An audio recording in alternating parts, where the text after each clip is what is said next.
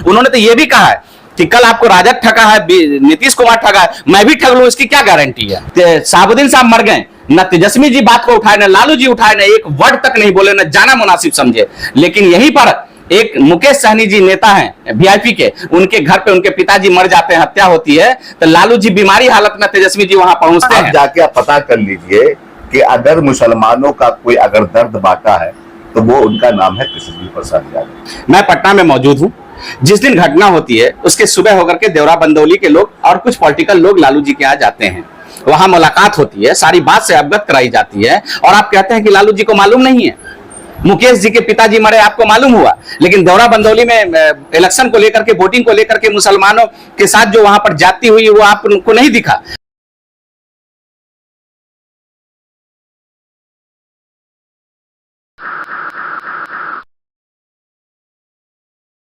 आगामी बिहार विधानसभा चुनाव 2025 की तैयारी लगभग सभी पार्टियों ने शुरू कर दी, खास करके जन स्वराज और राजद अभी अपनी सक्रियता काफी दिखा रही है। और हमारे साथ आज इसी दो दल के खास मेहमान बैठे हुए हैं। हमारे साथ बैठे हुए जन स्वराज के जो अभियान समिति के सदस्य हैं, संस्थापक सदस्य भी हैं, सबीउल्लाह खां और शमीम साहब, और राजद अल्पसंख्यक प्रकोष्ठ के जो जिला अध्यक्ष हैं साबिर हुसैन और लड्डू भाई, ये दोनों नेता हमारे खास पैनल के सदस्य हैं। और आज का जो हमारा विषय है वो विषय है कि मुसलमान और आगामी बिहार विधानसभा चुनाव। देखिए है क्या कि मुसलमान जो 17 से 18% की आबादी बिहार में है, उस पर तमाम दलों की नजर है, खास करके जो अपने आप को सेक्युलर पार्टियां मानती हैं। जैसे ही प्रशांत किशोर की रैली पूरे बिहार में होती है, सॉरी दौरा, तो मुसलमानों का रुझान जो है वो जन स्वराज की तरफ बढ़ना शुरू हो जाता है। अब इसको लेकर के जनता दल यूनाइटेड और राष्ट्रीय जनता दल, ये दोनों दल जो अपने आप को सेक्युलर पार्टी मानती है, इन दोनों की बेचैनी बढ़ना शुरू हो गई कि भाई अगर मुसलमान हमें छोड़ करके अगर जन स्वराज के साथ चले जाते हैं तो फिर हमारा क्या होगा। तेजस्वी को भी मुख्यमंत्री बनना है, उधर नीतीश को फिर से मुख्यमंत्री की कुर्सी चाहिए। तो इसी मुद्दे को लेकर के आज हमारे साथ दो मेहमान बैठे हुए हैं। हम इन दोनों से समझना चाहेंगे मुसलमानों के रोल को आगामी विधानसभा चुनाव में। सबसे पहले सर आपका स्वागत है हमारे चैनल में। बहुत बहुत शुक्रिया आपका। आप ये मुझे बताइए कि आपकी जो पार्टी जन स्वराज है उसका कॉन्सेप्ट क्या मुसलमान को लेकर, अगर आगामी विधानसभा चुनाव में मुसलमानों को क्या तरजीह आपकी पार्टी देगी? देखिए, आप लोग के माध्यम से और आवाम पूरा देख रही है, पूरा बिहार देख रहा है, पूरा देश देख रहा है कि जो जन स्वराज जो काम कर रही है वो आज तक किसी पार्टी ने उस तरीके से नहीं किया, जो अभी पार्टी बनी भी नहीं है, अभी अभियान ही चल रही है। वो 2 अक्टूबर को पार्टी लॉन्च होगी, 2 अक्टूबर को पार्टी का अनाउंसमेंट होगा, लेकिन उससे पहले ही बुला करके एक सभा की जा रही है, बताया जा रहा है कि आपका क्या रोल होना चाहिए, आपको क्या मिलनी चाहिए, आपकी क्या हिस्सेदारी होनी चाहिए। वो चीज बुला करके कहा गया है लोगों को, और ये नहीं कहा गया है कि आप मेरे साथ आए, इस तरह का करें, उस तरह का करें। जी नहीं, आप अपना हक लें, आपका जो हक बनता है, जिसकी जितनी भागीदारी उतनी उसकी हिस्सेदारी। तो आपका हिस्सा कैसे मिलनी चाहिए, सिर्फ राजनीति में ही नहीं, औरों चीज में आपका भागीदारी होनी चाहिए। उसी पर चल रही है हम लोग की जन स्वराज, काम कर रही है, जनता का सुंदर राज बनाना है। आप बताइए सर, बताओ, जिला अध्यक्ष, आप अल्पसंख्यक प्रकोष्ठ के जिला अध्यक्ष भी हैं, अल्पसंख्यकों के नेता भी हैं, आपकी पार्टी मुसलमानों को क्या तवज्जो देगी बिहार विधानसभा? चूंकि आपकी पार्टी पर एक आरोप है कि मुसलमानों को यहाँ दरी सिर बिछाया जाता है, भागीदारी की बात होती है तो सीट नहीं देते हैं, क्या कहना आपका? आपको तो सबसे पहले जानकारी होनी चाहिए कि हमारे राष्ट्रीय अध्यक्ष माननीय श्री लालू प्रसाद यादव जो मुसलमानों के मसीहा है, वो तो खैर दूर की बात है, उनका छोटा सा एक कार्यकर्ता खास करके दरभंगा के माइनॉरिटियों के लिए, अभी आपने देखा होगा बीच में बाजार समिति के पास उस मामला को लेके जो है भाजपाइयों या आरएसएस के लोगों ने दंगा फैलाया, जिसमें उसका पूरा प्लान था कि दरभंगा को जला देना इस बार। मगर राष्ट्रीय जनता दल का एक छोटा सिपाही वहां स्टैंड कर गया, स्टैंड करके हमने मामला को वहां शांत किया। शांत करने के बाद मुसलमानों के लिए खास करके हमने वहां पर खड़े रहे, उसके लिए हमको जेल जाना पड़ा। हमने 20-22 दिन, 1 महीना जेल रहे। जेल के बाद हमारी पार्टी ने उस पर स्टैंड लिया। स्टैंड लेने के बाद फिर हमको बेल हुआ, बेल होने के बाद हम जेल से बाहर आए। तो इसलिए हमारी पार्टी जो है मुसलमानों के लिए बहुत सारे ऐसा काम करते हैं, खास करके छोटे से छोटे कार्यकर्ता हो, बड़े से बड़े कार्यकर्ता हो, सबका मान सम्मान रखती है और सबका मान सम्मान करती है। इसलिए इसको लेके हम अगले 2025 में विधानसभा में चुनाव में जा रहे हैं। सर, कमोबेश आपकी पार्टी 20 साल बिहार में शासन की है, थोड़ा बहुत आगे पीछे कर दिया जाए, आप पर ये तो सहमति है मुसलमानों की कि आपके राज में, आपकी सरकार के राज में दंगे नहीं हुए, मुसलमानों का बहुत बड़ा नुकसान नहीं हुआ। सवाल ये उठता है कि मुसलमानों का इससे पेट भर जाएगा? जन सुराज तो कहती है कि हमको इनसे कोई लेना देना नहीं है, हम आपके अधिकार की बात करेंगे। आप कब अधिकार की बात कीजिएगा? अब ये बताइए, जब मेरा घर ही नहीं रहेगा तो हम खाएंगे? ये डरा करके तो आप रखे हुए हैं अभी नहीं, तक। डराने की बात नहीं है। जो डराने का काम, जनसुराज का क्या स्टैंड है, नहीं, हम नहीं बात कर रहे हैं। आप बात कर रहे हैं कि जो हम लोगों को डराता है, भाजपा के लोग डराते हैं, आरएसएस के लोग डराते हैं, समझेंगे ना, वो जो डराने का काम करता है। आज ये बताइए कौन ऐसी पार्टी है जो खुल के भाजपा का और आरएसएस का मुकाबला करता है? क्या वो हमारे जनसुराज करती है? मैं आपको साफ साफ बता दूं कि देश और या स्टेट सिस्टम से चलती है, इकोनॉमिक्स से चलती है, बोली पे नहीं चलती है। आप किसी समुदाय की बात पे अगर बात करते हैं तो समुदाय, मुस्लिम समुदाय के लोग जिस तरीके से राजद पे भरोसा किए हैं, जिस तरीके से जागीर तक अपना समझ लो। बिल्कुल, और एक तरफा इमोशनली हो करके जैसे भी हो, वो वोट को पूरा राजद की तरफ, वो 99% मुसलमानों का वोट राजद को जाता है। तो मुसलमान समुदाय राजद से तवक्को तो रखेगा ही ना कि आपको मैं अगर ये कर रहा हूं तो आप क्या कर रहे हैं। इनका कहना है कि भाई आपको सुरक्षा रखे हुआ, ये कम बड़ी बात है क्या? ये आप हमको उदाहरण बता दें। आप सुरक्षा की बात करेंगे ना, तो बिहार में नीतीश कुमार जी ने सुरक्षा संभाला है। सेकुलर, अगर सेकुलर नेता का काम किया तो वो नीतीश कुमार ने किया। जब 2014 में नीतीश कुमार आए कि सेकुलर बन करके आए, उस टाइम में मुस्लिम समुदाय के लोग उनको मानने से इनकार कर दिए। बाद में फिर कहने लगे कि नहीं, नीतीश कुमार ही मुख्यमंत्री अच्छे हैं, नीतीश कुमार को मानने। जब उनको मानना था तब माने नहीं, जब उनको रहबर अपना मानना था तो माने नहीं, और जब नहीं मानना था तो मानने के लिए तैयार हो गए हैं। ये ऐसा नहीं चलेगा। एक्चुअली है क्या ना कि मुस्लिम को सभी ने ठगा है। आप अभी का चुनाव देख लीजिए, लोकसभा चुनाव हुआ है, तेजस्वी जी हेलीकॉप्टर पे घूम रहे हैं। किसकी कितनी आबादी है वो आप बखूबी जान रहे हैं और लोग भी जान रहा है। आप हेलीकॉप्टर पर बैठा के उनको घुमा रहे हैं, मछली खिला रहे हैं, केक काट रहे हैं, लेकिन वहां पर जो जिसकी 18% आबादी है उसको कहीं पर आप सटाने का मुनासिब नहीं समझा। सवाल तो जायज है अध्यक्ष के बतौर अध्यक्ष, क्या एक मुसलमान का एक नेता भी उनके साथ नहीं घुमा?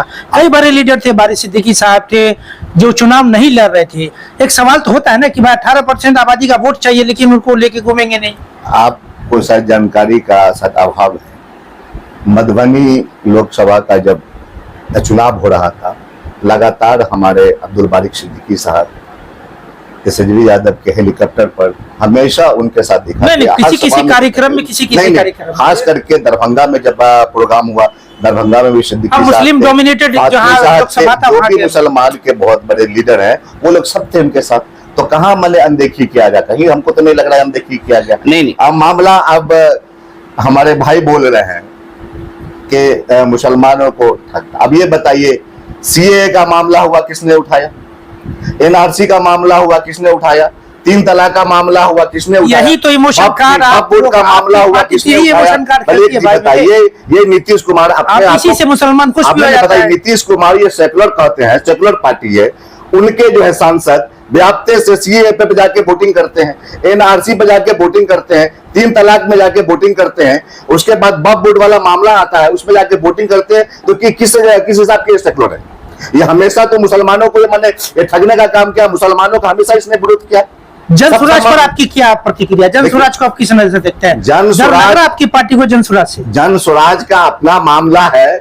अब जनसुराज जब आएंगे, समझेंगे ना, उस पर अभी देखा जाएगा। बेचारा अभी कुछ कैसे देखा? आपकी तेजस्वी जी की जो यात्रा है वो प्रशांत किशोर का डर का एक नहीं, क्या जरूरत है इस समय यात्रा? अभी तेजस्वी यादव का जो अभी यात्रा हुआ था, एक लफ्ज हम लोग संगठन के प्रभारी भी है, अभी जाले विधानसभा के हमको प्रभारी बनाया गया है।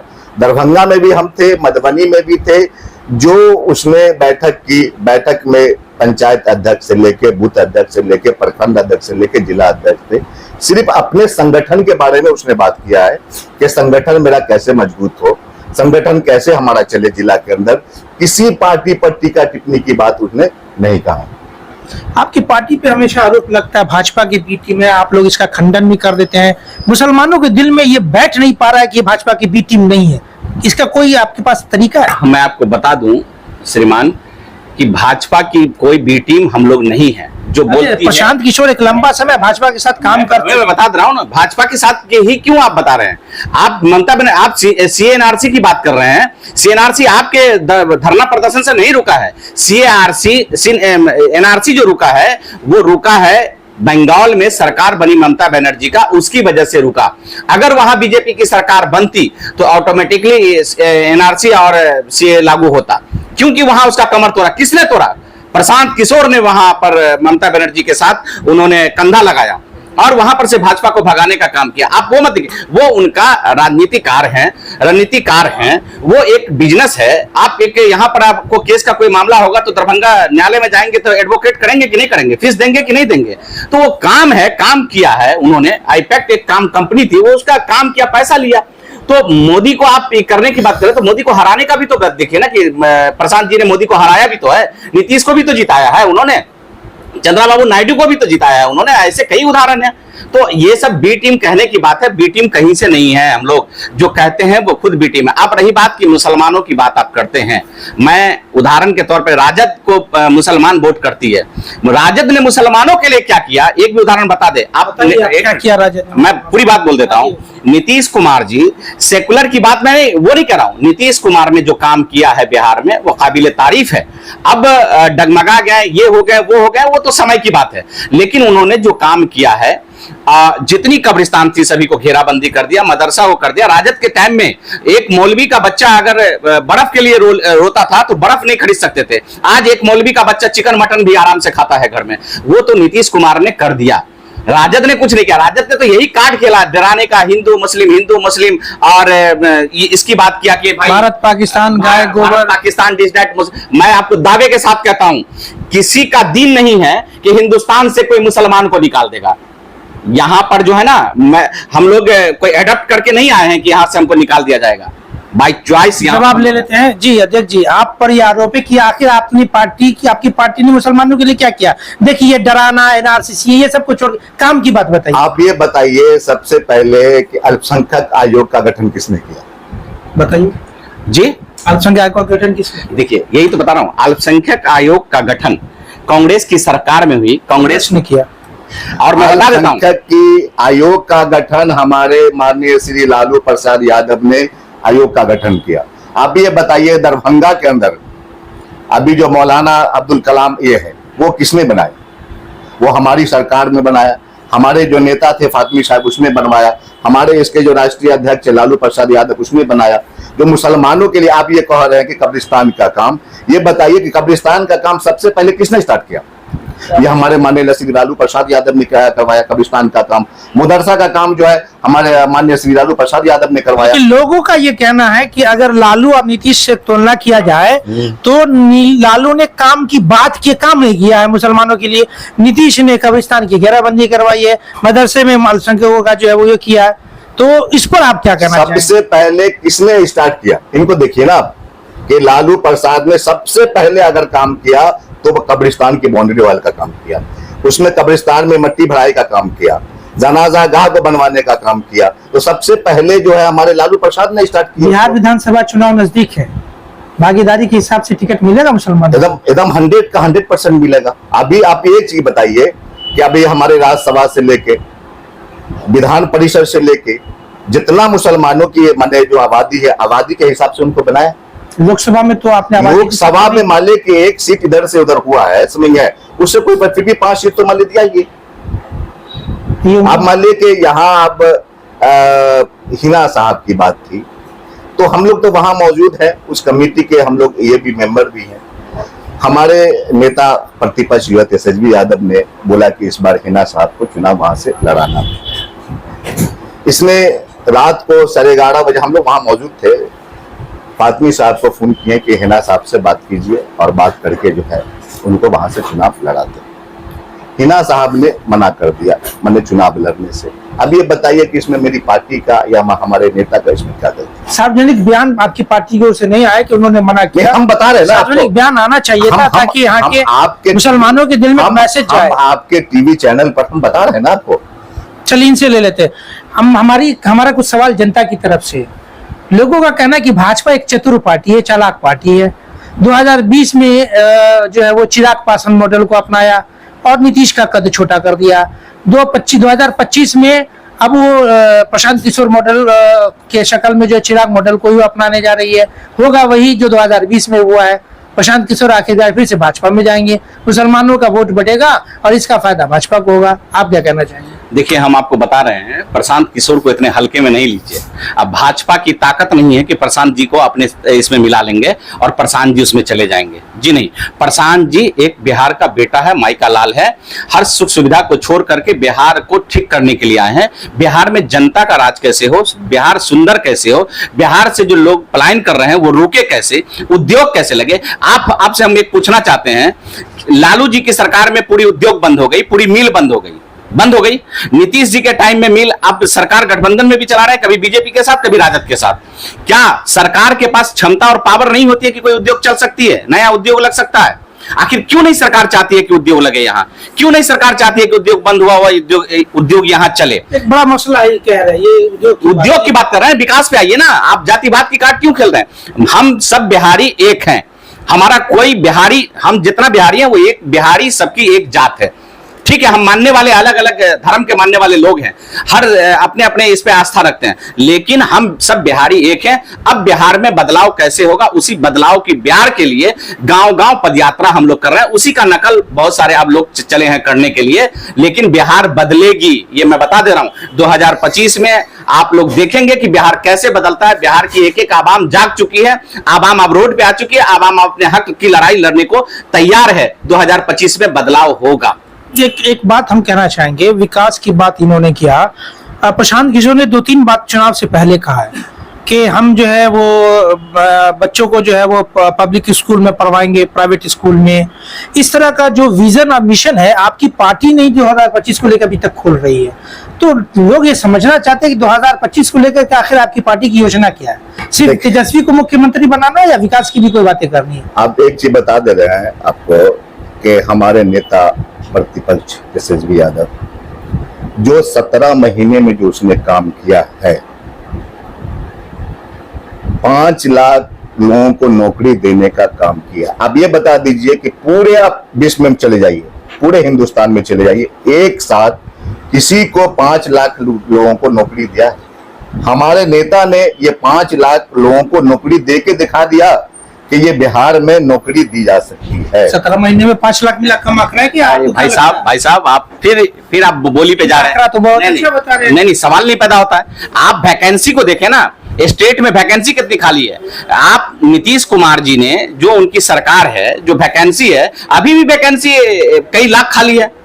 वो वैकेंसी इनका कहना, पहले बात सुनिए ना, कई साल से जो वैकेंसी रुकी हुई थी, उस वैकेंसी को इस पीरियड में निकाला गया। तो इसमें तेजस्वी जी का तो कोई रोल नहीं है। अगर आप बात करते हैं माइनॉरिटी की, बात करते हैं मुसलमानों की, बात करते हैं, क्या सीएम आप ही रहे, डिप्टी सीएम आप ही रहे? कभी आपने किसी मुसलमान को डिप्टी सीएम बनाने का चाह रखा? कांग्रेस ही थी जो डिप्टी सीएम भी बनाया, सीएम भी बनाया, कई स्टेट में सीएम बनाया मुसलमान को।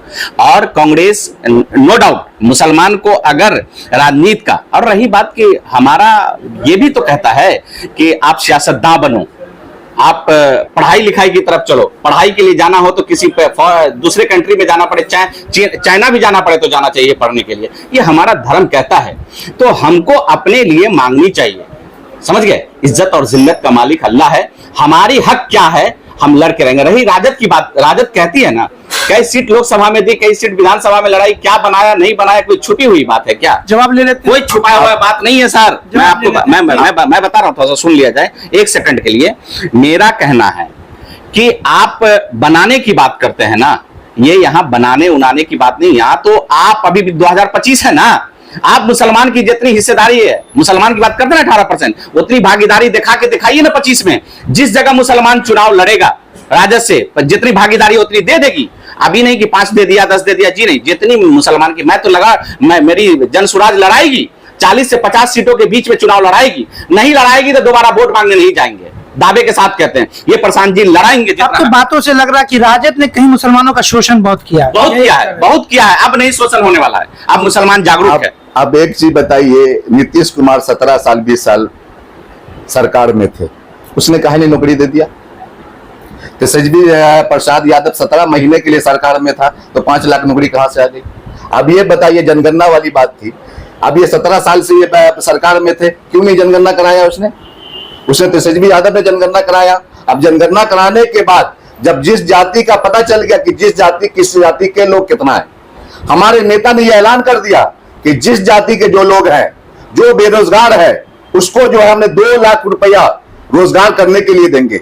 जो भूमिहीन है उसको हम 3 डिसमिल जमीन भूमिहीन को देंगे। अगर भूमिहीन ने जमीन खरीद लिया, अगर मकान बनाने का पैसा नहीं है तो उसको मकान बनाने का पैसा देंगे। अभी बताइए, नीतीश कुमार अभी 20 साल से अपनी सत्ता में काहे नहीं करके दिखा दिया? अब वो तो डिप्टी सीएम बने, अगर सीएम बनते तो 10 लाख लोगों को सरकारी नौकरी वो देते। और 2025 में हमारे नेता कितना सीट पे आपकी पार्टी, कितनी सीट पर आपकी पार्टी जा रहे हैं? आपकी पार्टी 2025 में मुसलमानों को कितना सीट दे देगी? जो हमारा जो जितना सीट है वो सीट बनेगा उतना सीट देंगे। 2025 40 सीट देंगे यहाँ, 40 सीट मिल जाएगी एकदम, मतलब जिसकी जितनी भागीदारी वो एकदम देंगे 100%। अच्छा, आपकी पार्टी को तो प्रशांत किशोर से नहीं डर लग रहा कि वो खिसक रहा है? वो देखिए, हमारा आप चैनल वाले हैं, आप हमसे ज्यादा अच्छी तरह जानते हैं। आप जनता के अंदर जाके सर्वे कर लीजिए, नेता को जुड़ने से कुछ नहीं होता है। जनता का क्या व्यू है वहां, जनता से जाके पूछिए ना। वहां पूछ लेते हैं, आपसे एक चीज समझना चाहते हैं। प्रशांत किशोर को लेकर के दरभंगा के कई मुस्लिम बड़े लीडर प्रशांत किशोर की पार्टी में जाने वाले थे। मैं आपको अंदर बड़ी जिम्मेदारी के साथ बात कर रहा हूँ, लेकिन तेजस्वी यादव की जैसी यात्रा दरभंगा में होती है उन लोगों का मिजाज बदल जाता है। तो यहाँ की जो आवाम है, मैं सिर्फ एक जिला की बात कर रहा हूँ, यहाँ की आवाम कंफ्यूज हो गई है। वो तेजस्वी भी अब अच्छे लगने लगे हैं और उनको प्रशांत किशोर भी अच्छा लगता है। इस परिस्थिति में यहाँ का मुसलमान किस तरह पाले में जाएगा, क्या लगता है आपको? मैं आपको बता दूं, कोई कंफ्यूज नहीं है और कोई पाला नहीं बदला है, ना कोई कुछ है। जन सुराज अपने काम कर रही है। जन सुराज लोगों को बता रही है कि आपका क्या हक है, आप अपनी लड़ाई लड़ो। आप यहां से पलायन हो रहे हो, उसकी रोको। आप अपने लिए नहीं, अपने बच्चों के लिए वोट करो, शिक्षा के लिए वोट करो। प्रशांत जी किसी को तोड़ने या जोड़ने में नहीं लगे हुए हैं, हमको तोड़ने जोड़ने पे ये नहीं है। अगर प्रशांत जी की विचारधारा, गांधी जी की विचारधारा अगर अच्छी है तो लोग खुद ब खुद जुड़ रहे हैं, हमको किसी के तोड़ने जोड़ने पर नहीं। अब रही बात कि अभी हमारे भाई कह रहे थे कि सीएम बनेंगे तो ऐसा करेंगे। 15 साल आपने सीएम रहा है, 15 साल आपकी सरकार रही है, आपने क्या बनाया, क्या किया, वो उसको देखिए। अब कल क्या बनेंगे, क्या करेंगे, वो नहीं। आपको तो जनता, यहाँ की आवाम, चाहे वो जिस जाति की आवाम हो, यहाँ पर जो बिहार में बसती है, वो आपको और नीतीश कुमार दोनों को तो दिया है। किसी को 20 साल 15 साल आप दोनों, आप क्या लीजिएगा? आप ये बताइए ना कि हमारे नेता प्रतिपक्ष 17 महीने में थे। 17 महीने में 17 साल भी तो देखिए, काम 17 महीने, 17 महीने, अब देख 17 साल कौन देखे? नहीं, पहले बात सुनिए। 17 महीने में उसने काम करके दिखा दिया है कि बिहार के लोगों को नौकरी दी जा सकती है। 17 साल भी बिहार के लोगों को रोजगार दे सकता है, बिहार के लोगों को शिक्षा मिल सकती है, बिहार के लोगों को कमाई मिल सकती है। ये नेता ने हमारे साबित करके दिखा दिया। 17 साल तो भी आपकी पार्टी ने मौका दिया ना, यहाँ की जनता ने तो मौका दिया। 17 साल में आप ये बताइए कि पटना से जो है दरभंगा बड़ी लाइन किसने बनाया? वो लालू प्रसाद की देन थी। उस समय लालू प्रसाद रेल मंत्री थे। आप ये बताइए, आप ये बताइए कि जो बिहार के अंदर खास कर चाट तो कारखाना जो लगा वो किसने लगाया? वो लालू प्रसाद ने लगाया। आज जाके देख लीजिए आप, ये चिमनी मिल, सकरी मिल वो बंद है। आप रैयाम मिल चले जाइए, वो बंद है। काम दुखिया है इनके हिसाब से। अरे भाई क्या काम, हमें तो काम गिनती करा रहे हैं। रैयाम मिल, चीनी मिल किनके रीजन में बंद हुआ? सकरी मिल किनके रीजन में बंद हुआ? सरकार। लोहट मिल किनके रीजन में बंद हुआ?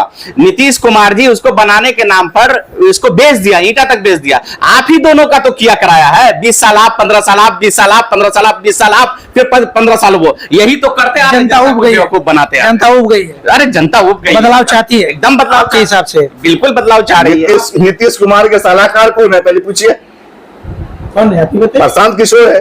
अच्छा, अरे उनके प्रधान महासचिव भी रह चुके हैं। प्रशांत किशोर साहब, आपको लगता है कि इंटरनली सेटिंग दोनों में है? आप ये बताइए कि हमारे बड़े भाई यहाँ बैठे हुए हैं, लग रहा है कि जन स्वराज का प्रवक्ता कम बन के और जेडीयू का प्रवक्ता ज्यादा बन के बैठे हुए हैं यहाँ।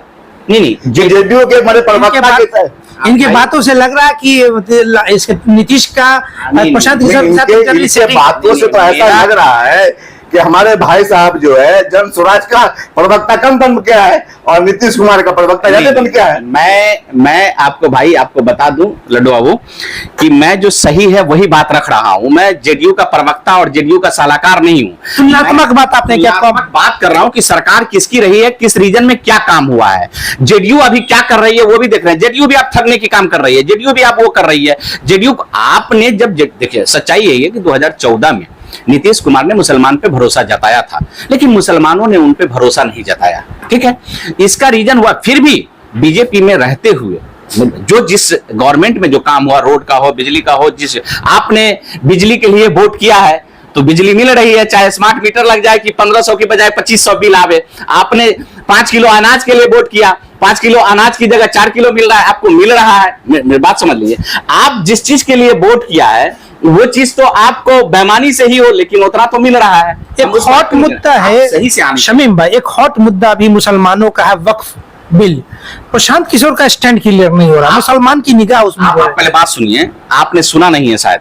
प्रशांत जी बापू सभागार से बोले हैं कि बीजेपी ने क्या क्या कदम उठा रही है, क्या क्या उठाना चाह रही है, वो मुसलमान को कैसे भड़काना चाह रही है, उस सारी बातों पे प्रशांत जी ने बात। वो अपना स्टैंड क्लियर नहीं कर रहे हैं, वो बिल के फेवर में, बिल के खिलाफ है। वो नहीं होना चाहिए। किसी का अपना दायरा है, ये दायरा को अपना हक है कि अपने जैसे काम करेगा। उन्होंने बोला प्रशांत जी, अरे हम लोग को आने तो दीजिए। किसी का ताकत नहीं है कि बिल चेंजिंग हो जाएगा, सरकार बदलेगी, सब कुछ बदलेगा। आप इत्मीनान रहिए। जन स्वराज चाह रही है कि आवाम जिसकी, देखिए हम किसी के धर्म की बात नहीं करेंगे, जिसका जो चीज है उसको मिलनी चाहिए। हम मुसलमान हैं, हमारा वक्फ बोर्ड हमारा एक इदारा है। हम इदारा को, अपने सिस्टम को, हमारे पूर्वजों का दिया हुआ जमीन वक्फ किया हुआ है वक्फ बोर्ड को। वक्फ बोर्ड एक ऑर्गेनाइजेशन है और एक संस्था बनाई गई है। उस संस्था को हमारे ही पूर्वजों ने, हमारे ही कम्युनिटी के लोगों ने जमीन डोनेट किया है। वो जमीन का हमारा दायित्व बनता है कि हम उसको कैसे चलाएंगे। वो हमारी संस्था चलाएगी, उस पर सरकार की मॉनिटरिंग नहीं होगी। एक चीज है अध्यक्ष जी कि तेजस्वी जी का बयान तो आया वक्फ बोर्ड के इसमें अगेंस्ट में कि ये बिल नहीं पास होना चाहिए, लेकिन कभी भी सरकार के सामने इन्होंने मजबूती से अपना पक्ष नहीं रखा कि हम इसका विरोध करते हैं। आपको साथ जानकारी हो सकता हो, आप बताइए। विधानसभा से लेके, लोकसभा से लेके, विधान परिषद से लेके हमारे नेता ने जुड़तोड़ मुखालफत किया है वक्फ बोर्ड का। यहाँ एक छोटा सा उसका कार्यकर्ता दरभंगा जिला के अंदर, मैंने कितने कॉन्फ्रेंस मैंने किया है वक्फ बोर्ड के मामले। मैंने वक्फ बोर्ड के मामले में जुलूस निकाला है, मैंने धरना प्रदर्शन किया है, सब कुछ किया है। हमारे नेता जो है व्याप्ते से प्रेस कॉन्फ्रेंस करके बोले हैं, विधान परिषद में बोले हैं, विधानसभा में बोले हैं, लोकसभा में बोले हैं। अब बताइए कि आप कहाँ हम बोले। अब तो मुसलमानों के हाथ में, दोनों हाथ में लड्डू है। एक तरफ प्रशांत किशोर है, दूसरी तरफ राजद और तीसरी तरफ जदयू है। अब तो मुसलमान के पास खुला विकल्प है, ये तय करेगी, मुसलमान तय करेंगे कि हमको कहाँ जाना है। मुसलमान क्या सर, आप क्या कहना चाहेंगे? देखिए, मुसलमानों का आप यही प्रशांत किशोर के आने से तो मुसलमानों का कद बढ़ गया, ये तो लोग मानते हैं। अरे इनके राजद जो जदयू और राजद पूछती नहीं थी, हाशिए पे रखी हुई थी, अपने बगल में बिठाना मुनासिब नहीं समझती थी, तेजस्वी अपने हेलीकॉप्टर पर नहीं घुमाते थे। प्रशांत किशोर के आने से तो अब राजद में भी पूछ बढ़ गई है, जदयू में भी पूछ बढ़ गई है। उनको समझ में आ गया कि मुसलमान अब जागरूक हो गए हैं, अब हमारी बहकावे में नहीं रहेंगे। अब हमारा ये नहीं चलेगा, मतलब कि अब हम किसी को बहका के रखेंगे, किसी को डार्क में रखेंगे। अब मुसलमान जागरूक हो चुका है। मुसलमान को विकल्प था। अब पहले ये लोग क्या सोचते थे, जाएगा तो कहां जाएगा। रियल में भी है, लोग वोट देता तो किसको देता, बीजेपी से चिरा हुआ, तो बीजेपी को तो देगा नहीं वोट, मुसलमान तो देगा तो लास्ट में इन्हीं को देगा। तो ये लोग मोनोपोली समझ लिए थे कि हमको वोट देगा ही, जाएगा कहां। लेकिन अब वो बात नहीं है। प्रशांत जी आ गए हैं, अपनी बात बता दिया है मुसलमानों को बापू सभागार से कि आपका हक क्या है, आपको कैसे लेना चाहिए। हक लेने के लिए कहा है, उन्होंने नहीं कहा कि आप आइए मैं हक दूंगा। उन्होंने तो ये भी कहा है कि कल आपको राजद ठगा है, नीतीश कुमार ठगा है, मैं भी ठग लूं, इसकी क्या गारंटी है। आप मेरे पे मत भरोसा कीजिए, आप अपना काम कीजिए। आपका जो पैगंबर जो आपको बोलते हैं कि ऐसे करना चाहिए, वैसे करना चाहिए, जो रास्ता जो मुसलमानों का है, किसी से तवक्को नहीं रखना चाहिए। अपना मेहनत कीजिए, अपना काम कीजिए, अपने रास्ते पर चलिए। आपका जो हक है, हक की लड़ाई लड़िए, आपको मिलेगा, कोई नहीं रोक सकता है। यही है। पहले बात आपको मैं बता दूं, पूरी सच्चाई आपको बता दूं। आप कहते हैं मंडोटी की बात, शहाबुद्दीन साहब जेल से निकले थे तो उन्होंने कहा था नीतीश कुमार जी के बारे में कि परिस्थिति के मुख्यमंत्री हैं। लालू यादव भी हमारे नेता हैं, बोल्ड होकर के बोले, और उसी का नतीजा कि वो जेल में गया और जेल से दोबारा वापस नहीं आए, वो रुखसत हो चुके दुनिया से। वो पूरी साजिश, राजद ने उनके साथ क्या गद्दारी किया, वो संस्थापक सदस्य रहे, राजद का बुनियाद उन्होंने रखा, बुनियादी संगठन के साथ हैं वो संस्थापक सदस्य, बिल्कुल। लेकिन उनके परिवारों के साथ क्या चल क्या गया वो आपसे कोई छुपी हुई नहीं है। शहाबुद्दीन साहब मर गए, न तेजस्वी जी बात को उठाए, न लालू जी उठाए, न एक वर्ड तक नहीं बोले, न जाना मुनासिब समझे। लेकिन यहीं पर एक मुकेश सहनी जी नेता हैं वीआईपी के, उनके घर पे उनके पिताजी मर जाते हैं, हत्या होती है, तो लालू जी बीमारी हालत में तेजस्वी जी वहां पहुंचते हैं। और यहां आए दरभंगा में तो कुछ मुसलमानों के नेता ने कहा कि नहीं, राजद पे उंगली उठ रही है, देवरा में कुछ कांड हो गया है इलेक्शन को लेकर के, आप वहां चले। तो आप किसी के कहने पर आप खुद नहीं जान रहे कि आपको क्या करना चाहिए मुसलमानों के लिए, मुसलमान का वोट लेते हैं। तो ये लोगों को दिखावा बंद कीजिए, आप दिखावा नहीं चलेगा, मुसलमान जागरूक हो चुके। क्या जवाब है? जवाब तो सवाल तो जायज है, बताइए, सवाल है। हमारे पार्टी जो आरजेडी है, आरजेडी से 4 बार सांसद रहे शहाबुद्दीन साहब, उनकी वाइफ हिना साहब को 4 बार लोकसभा का टिकट दिया कि किसी तरह वो सदन में आए। शहाबुद्दीन सो आए सदन में, मगर हिना साहब नहीं आ पाई। तो हमारी पार्टी तो लगातार उनको टिकट देने का काम कर रही है कि किसी तरह मुसलमानों को आगे करके, अभी जो देश की जो परिस्थिति जो बनी हुई है, जो स्थिति अभी है देश की, उस हिसाब से ऐसे मुसलमानों को अभी आना हमको लग रहा है कि ठीक नहीं। उसके हिसाब से आप जैसे मान लीजिए कि विधान परिषद का है, तो विधान परिषद में अभी हमारे अब्दुल बारिक सिद्दीकी साहब को लाए, कारी शुएब साहब को लाए। तो हमारे नेता ने मुसलमानों के लिए गोल गोल नहीं घुमा, ये टू दी पॉइंट। नहीं, मुसलमानों के लिए जो वो काम कर रहे हैं। यहाँ तेजस्वी या लालू जी आते हैं, देवरा बंदौली में कांड हो जाता है, आपका कोई भी आरजेडी का बड़ा नेता नहीं आता है। इस चीज की एक मिनट, मुसलमानों का वोट चाहिए, और मुसलमान अगर आपकी वजह से दुख परेशानी में है, राजद का कोई बड़ा नेता क्यों नहीं आता है? देखिए, शायद आपको या कोई बताया नहीं होगा, जानकारी नहीं होगी। जिस दिन देवरा बंदौली के अंदर मामला हुआ, उस दिन फातमी साहब हमारे पटना में थे, तेजस्वी यादव और लालू प्रसाद दोनों भी वहां पे साथ में थे। व्याप्ते से फातमी साहब ने उनको कहा कि ऐसा ऐसा मामला वहां हो गया है। तुरंत हमारे नेता प्रतिपक्ष ने तुरंत वहां एसपी से बात की कि देवरा बंदौली का जो मामला है उसको तुरंत आप देख के उसको डिसीजन कीजिए। तो जहां तक जो लगे हुए हैं, हम लोग यहाँ चल के आते हैं, मैं बता रहा हूँ मुसलमानों का वोट चाहिए। मैं बता रहा हूँ आपको कि 10 दिन हम खुद वहां गए देवरा बंदौली। अरे हम बड़े नेता की बात बड़े नेता की बात कर रहे हैं, आप जिला अध्यक्ष हैं। हम 10 बार हम खुद तेजस्वी या लालू की बात। अब हम लोगों ने क्या किए हैं नहीं किए हैं वो आपको तो माइक के सामने नहीं, मुसलमानों को इस बात का तो तलाश है, जो हमने किया, मुसलमानों को तो इस बात का तलाश है कि हमारे दुख में वो आज आप जाके आप पता कर लीजिए कि अगर मुसलमानों का कोई अगर दर्द बांटा है तो वो उनका नाम है तेजस्वी प्रसाद यादव। अभी जो दरभंगा का दौरा हुआ, हमने उसको बोले थे कि अब दरभंगा का दौरा होगा, हमने खुद ये गिरवांश रखे थे माननीय नेता प्रतिपक्ष के सामने, तो बोला कि निश्चित रूप से हम 15 तारीख को जाएंगे, आप जाके वहां तैयारी कीजिए। और हमारे ही कहने पे, हमने खुद बात किया था इनसे, हमारे कहने पे वहां गए और वहां के लोगों से वो फेस टू फेस मुलाकात किए, बात किए। और वहां मैंने पहली बार मैंने देखा जनता के अंदर इतना खुशी का लहर था, मैंने पहली बार देखा वहां। अच्छा, एक बात पे मैं रोकूंगा हम अपने भाई को, तेजस्वी जी को आपको क्या इतनी जरूरत पड़ गई कि उनको प्रेशराइज किए कि आपको देवरा बंदौली चलना है और चलना ही होगा? मुकेश सहनी जी अपने घर पे बुलाए थे क्या तेजस्वी जी को, लालू जी को? उनको वहां अगर मामला हुआ, खुद वहां पहुंचना चाहिए। आपकी रिक्वेस्ट करने की क्या जरूरत है? आपको उनके आरजू विनती करने की क्या जरूरत है? उनके आने से वहां आने से भला क्या बुरा क्या होता? आप मुसलमानों का वोट ले रहे हैं, आपको वोट कर रही है मुसलमान, और किसी परेशानी में पड़ गई है, आप उसको देख नहीं रहे हैं, और आप पटना की बात कर रहे हैं। मैं भी पटना में हूं, कैसे वहां पर क्या इग्नोर किया गया है मैं नहीं देखा हूं क्या, मैं नहीं जानता हूं क्या। रही बात, मैं वो सब बातों पे ये नहीं रखता। हम कह रहे हैं कि मुसलमानों का एनआरसी से, मुसलमानों का जाति जनगणना से क्या मुसलमानों का भला हो जाएगा? मुसलमानों का जो व्यवस्था है वो कायम कीजिए। आप कोई एमएलसी बना के मुसलमानों पर एहसान नहीं कर रहे हैं, किसी को राज्यसभा भेज के एहसान नहीं कर रहे हैं, किसी को राज्यसभा रोक करके आपने किन लोगों को राज्यसभा भेजा है वो दुनिया देख रही है, मुसलमान भी देख रही है। अरे प्रशांत जी तो ये कहा है कि मैं कोई पैसे वाला, कोई बड़ा चेहरा या कोई चमकने वाला चेहरा को नहीं, जो बेटा काम करेगा, जो बेटा बिहार के लिए लड़ाई लड़ेगा, जो बिहार की भलाई के लिए, फलाहियत के लिए आएगा, मैं उसको लड़ाऊंगा, चाहे उसके पास पैसा रहे कि नहीं रहे, वो गरीब का बेटा क्यों ना हो। और आप तो पूंजीपति वाले को खोजते हैं। तो आप ले लेते हैं।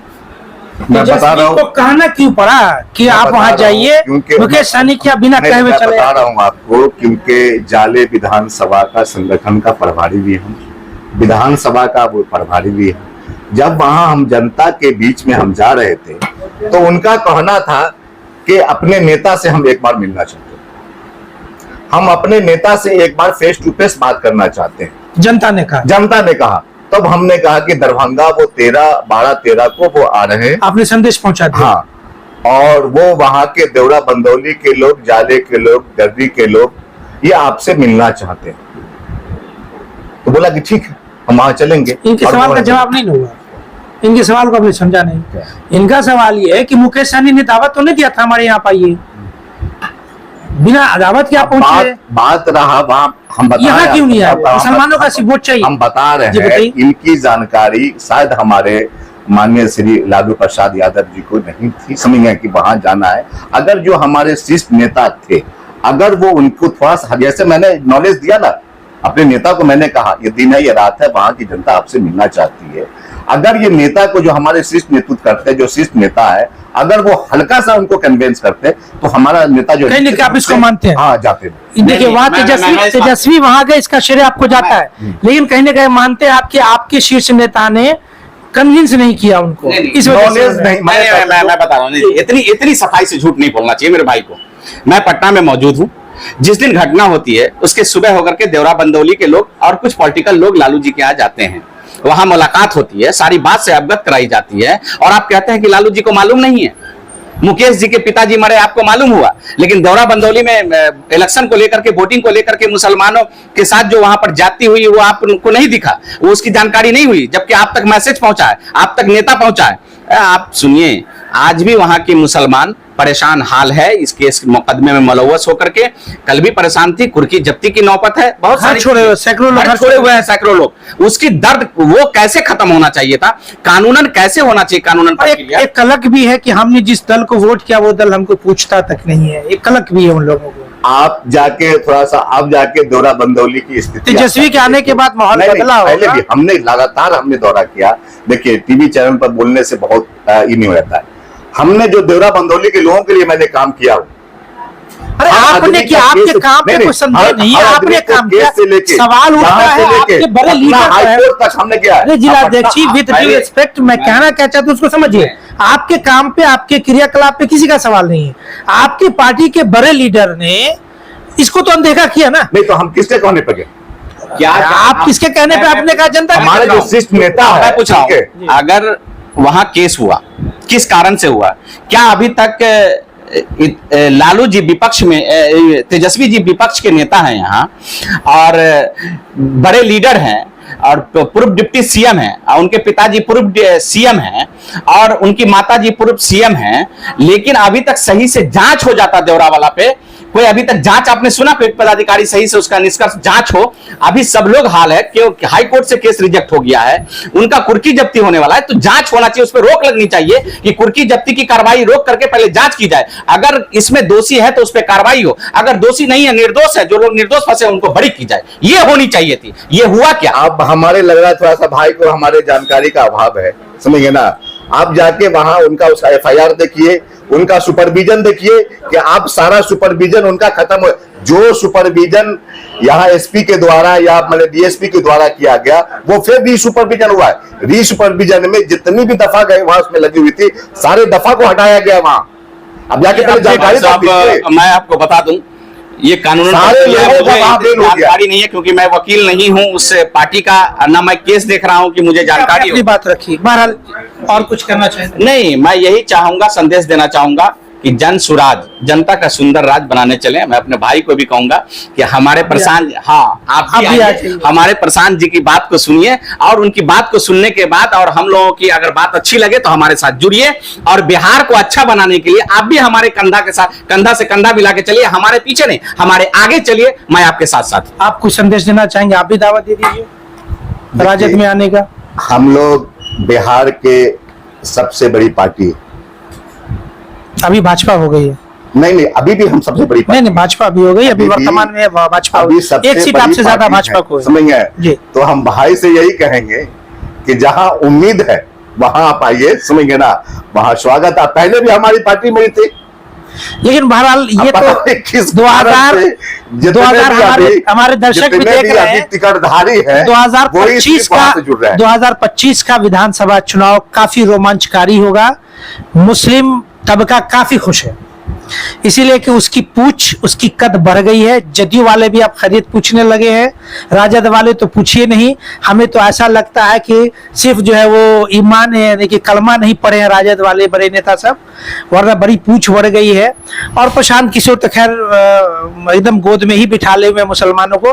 बड़ा रोमांच तो बढ़ गया बिहार विधानसभा चुनाव में। देखना यह दिलचस्प होगा कि इस बिहार विधानसभा चुनाव में मुसलमान अपना क्या स्टैंड क्लियर करते हैं। बहरहाल आप हमारे इस कार्यक्रम में शामिल हुए, आप तमाम लोगों का बहुत बहुत शुक्रिया। ये थे हमारे दो बड़े वरिष्ठ नेता, अपने अपने दल से इन्होंने अपना मजबूती से पक्ष रखा, खास करके मुसलमानों का जो स्टैंड किया होगा 2025 विधानसभा चुनाव में और जो हो चुका है उसको लेकर के इन्होंने रखा। आपको ये खबर कैसी लगी कमेंट बॉक्स में आप अपनी प्रतिक्रिया जरूर दें। देश और दुनिया की बाकी खास खबरों को देखने के लिए देखते रहे हमारा न्यूज चैनल। धन्यवाद।